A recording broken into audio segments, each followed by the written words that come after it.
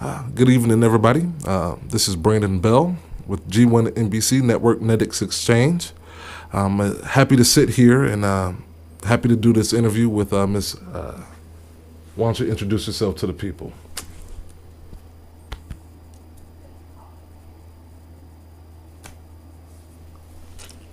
Word. Now, what did you just say to the people? No. I need $20. I mean, I would. If you need $20, I got you. No problem. I'm starting off making a point. Okay. First of all, hello everyone. My name is Debbie Fruits. The reason I asked for $20 because people, in order to communicate with the deaf, they have to pay. And that's how we're going to start this interview off.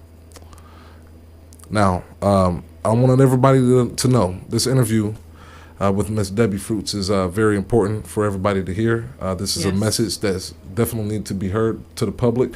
If you are aware, this will give you more insight. If you're not aware, this will give you a good introduction. So let's go ahead and get this on the road. Once again, this is Miss Debbie Fruits, definitely speaking voice at radio, CEO of and founder of Deaf Creations LLC. Yes. And first off, definitely. Yes. DEAF, definitely speaking, and that's what I'm doing now. We've been isolated for decades, and I'm definitely speaking out. Right. And why don't you tell us the inspiration behind Definitely Speaking? I have two daughters that's deaf. My youngest one is 36. In 2010, she attempted suicide, and I've been seeking help for her ever since. It's very disconcerting that she is. It's sad. She is so challenging for them to live in a hearing world, and no one knows how to communicate with her. She also has lupus, and which is if you don't take care of yourself properly, it could be deadly. So, and she's always in some degree of pain. And then another challenge she faced is raising hearing children. You know, so I always have been advocating, but it became more intense when my first grandson was born, and then even more intense after she attempted suicide. And in this process, explain to the people the changes that has occurred in your life, and getting this message out and dealing with your daughter and raising your grandchildren. Now, the change is my freedom of choice, my freedom of speech, my ability to act as, well, my parenthood has been taken away. A lot of places consider the interpreter more important. My youngest one has had surgery, and when she comes out, we're in the waiting room waiting for her, right? And she comes out of the waiting room, from under the anesthesia. And the physician, they come out and they get the interpreter. And I'm like, excuse me? I'm her mother. I know sign language. I know her better than that interpreter. That interpreter is not my family. And I go back. Wow. Yeah. So, Big wow. in Alou, hospitals, law enforcement, education Yes. Has not lived up to the responsibilities of looking out for the, well, at least in your personal experience, Yes. with the deaf and blind community. Yes. So explain to the people, situations as far as education or law enforcement, or how does that affect the deaf community? How does that play?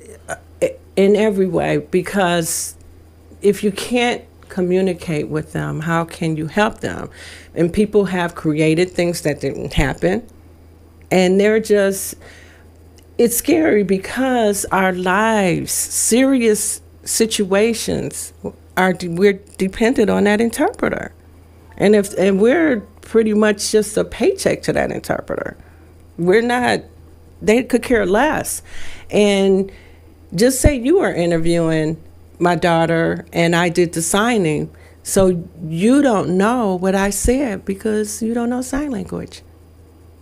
So in a court of law, oh my gosh, that's scary. We're dependent, our lives is dependent on the interpreter. The deaf person cannot hear and talk, so they don't know what the interpreter is voicing to the doctor, to the teacher, to the whoever. And they don't know sign language, so they don't know if she's signing to the deaf person what they actually said. Right. Scary. Now, I'm pretty sure there are teachers, members of law enforcement, doctors, nurses that do know sign language. But personally, do you feel it's not enough? Definitely not enough. I haven't come across any in my experience. My youngest, my youngest 36, my oldest is 38. I have yet to. Wow. Yeah, my youngest just recently, she had to go to court, and it's been rescheduled. The first time it was canceled is because there was no interpreter. Now you knew she was deaf, so why wasn't there an interpreter? So they rescheduled it, and when they rescheduled it, we went back, of course, again, no interpreter. Wow. No interpreter. Like, we don't have anything better to do. Just to show up, just nothing better to do.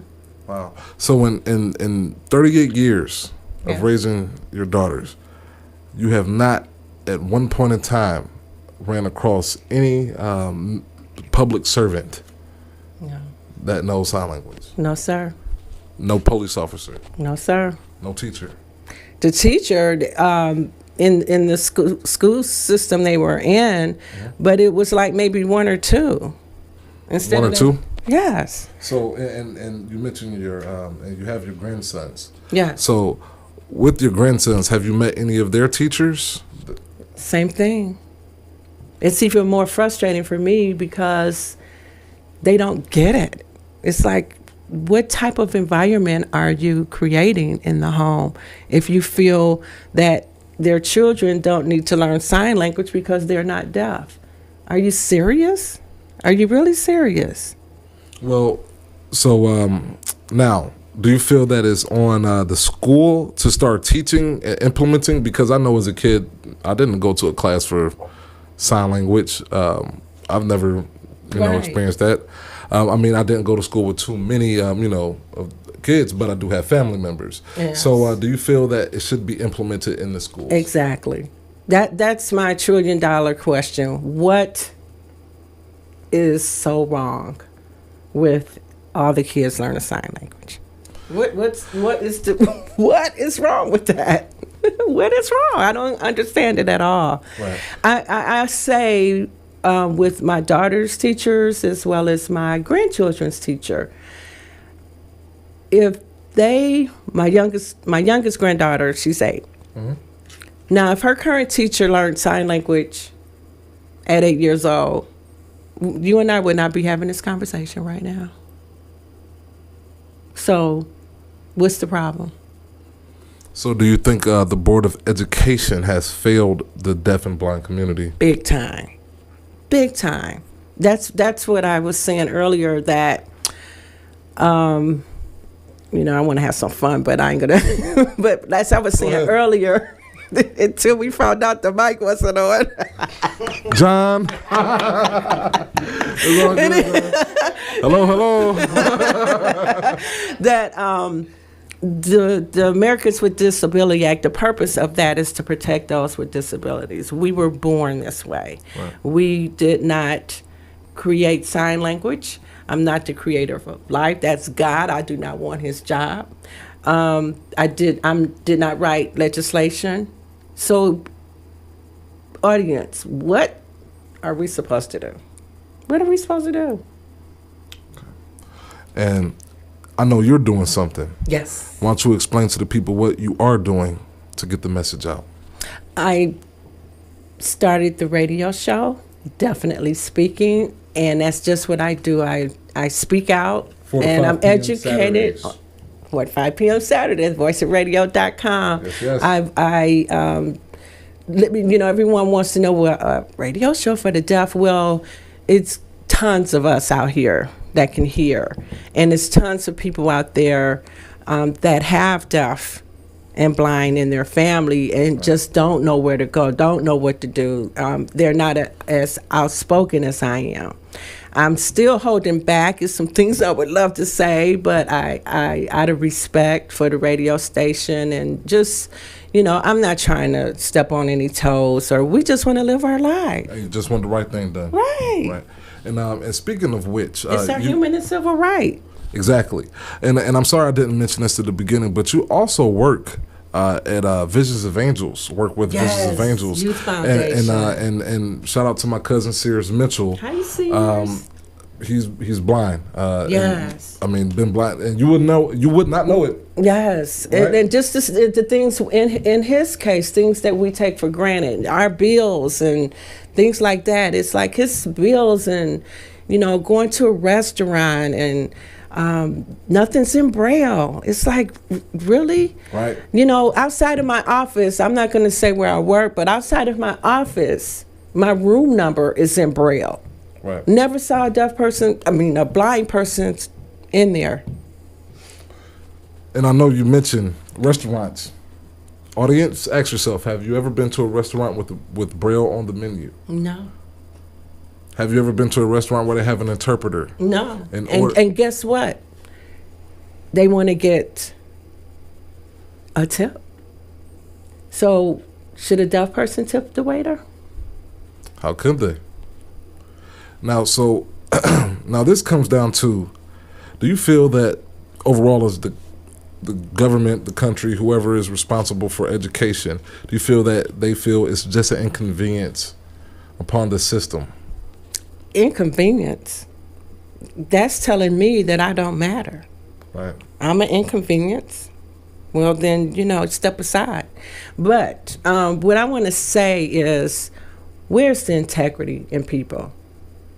These individuals were born this way. So where's the integrity? If you have a business, or what's the harm? Hire them. Hire them. What's so bad about, doing the right thing? And do you feel it's difficult for just the way everything is set up for the deaf and blind community? Do you feel it's more difficult for them to find employment? It's very difficult. The schools, in my case, they did not prepare them to do anything. They didn't prepare them. You and I, we say, I'm going to the store. They were taught, I store go. ASL is just gestures and just words thrown together. I think we should get rid of that and teach sign language. I'm fluent in sign language. My grandkids fluent in sign language. I can't stand ASL. Never used it. Never will use it. It's very challenging because my daughter, even in writing, texting, face-to-face, I have to repeat myself. We go back and forth, until we understand each other totally. But it's a lot of times we misunderstand. They get angry, or I get angry, or get frustrated. But it's that ASL. Well, once again, I want to thank you for being a part of this interview. Thank you. Everybody, take this to heart. We were all born different. Yes. But we were all born the same. Yes. And because of that, we should help each other. Yes. Let's help Ms. Fruits get this mission, get this message out to the masses. And let's not forget the deaf and blind brothers and sisters of this planet Earth, because, I think we take a lot of things for granted every day. Yes, we do. And sight and hearing is one of those important things. Yes. So Once again, I'm Brandon Bell. This is G1NBC Network NETEX Exchange. Ms. Debbie Fruits, thank you for this interview. Definitely speaking, voiceofradio.com every Saturday, 4 to 5 p.m. And I'm going to be on every day. That's right. Hey, thank you, everybody. I want y'all to have a great evening, and check this interview out. And if you have any other information, any questions, feel free to contact us, G1NBC.com.